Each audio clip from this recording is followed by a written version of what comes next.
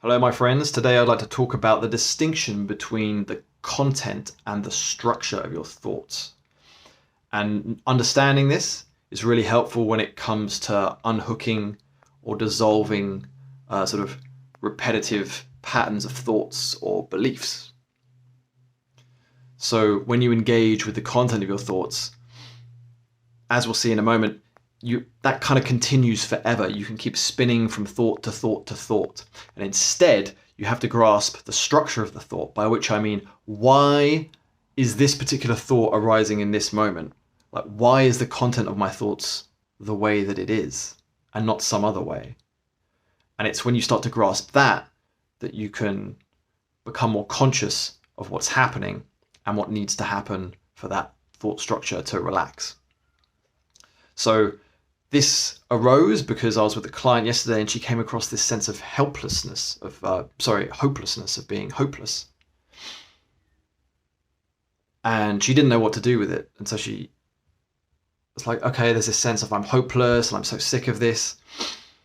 And what I suggested, and this goes for any other state or sense where it's like, okay, I am absolutely this way, or the world is absolutely this way, or like this circumstance is absolutely black and white a particular way, be it hopeless or doomed or whatever. If you believe the content of that thought, you're kind of engaging with it. And what you're doing is you're taking it to be true and assuming it's true and using that as your point of departure and then just trying to fix the situation from there. So it's like, okay, I'm in a hopeless situation. How do I fix it? And that just goes on forever because you're just kind of assuming it's true in the first place. Whereas what you want to do is kind of question the truth of these thoughts. Are they absolutely true? Because if you look closely, you'll notice that the sense that your situation is hopeless, for example, is actually just a combination of thoughts and sensations. There's the words, this is hopeless.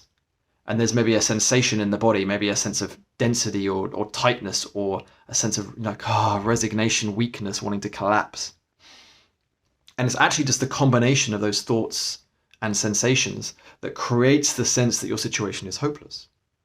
But those thoughts and sensations don't have to mean anything in any absolute sense about you or your life, right? It's just thoughts and sensations. And so what I'd like to offer you here is the consideration that you can instead investigate why your thoughts and sensations are a particular way instead. Because if you take it as true, you end up just looping around and around and around. And instead, you can investigate why these thoughts arise in the way that they do. So when these thoughts are coming up, they always have an ulterior motive. They're never arising to tell you the absolute truth about something. That's not their purpose or function. They don't care about what's actually true. What they're trying to do is protect you in some way by they're motivating you by these thoughts and sensations. They're coming up to motivate you to do something or not do something to try to stay safe in some way. So let me give you an example from my own life. I used to feel hopeless, right? And when I investigated what that ulterior motive was, it was to prevent me from engaging more with life. Because I had this fear of failure, I had this kind of perfectionist streak, and still do in many ways. This is not the first time I've shot this video today. I wasn't happy with the earlier takes. And that led down to, at the deeper level, it's just like wanting approval from my dad, wanting love from my dad. But whenever I did things right, correctly, got good grades at school, I'd get that approval and attention and love. And when I didn't, I wouldn't. So I was deeply programmed with this sense of okay, I can't fail. I have to be the best. I have to do well. And so in a situation where there was even a slight chance of something not going right, this hopelessness would descend. And it wasn't the absolute truth that my situation was hopeless. It was more that sense of hopelessness meant I would stay small and hold back and not engage. And then I wouldn't fail. And then I wouldn't risk losing my dad's love, you see.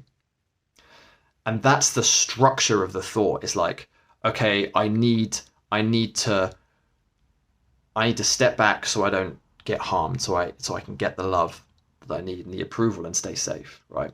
Has nothing to do with whether my situation is in some objective sense hopeless or hopeful. How there is no ultimate truth to that. How could anyone possibly say that about any situation? And under what timeline? In an afternoon, your situation can feel hopeless, but like from a broader timeline of, that period of your life of like 5 years, maybe that was a hopeful period of your life. Like there's so many different factors and ways of looking at any situation that to say it's absolutely hopeful or hopeless is just ridiculous. It's just a feeling that comes up to motivate you instead to go in some particular direction. So what I like to suggest is start getting really, really interested in the structure of your thought patterns.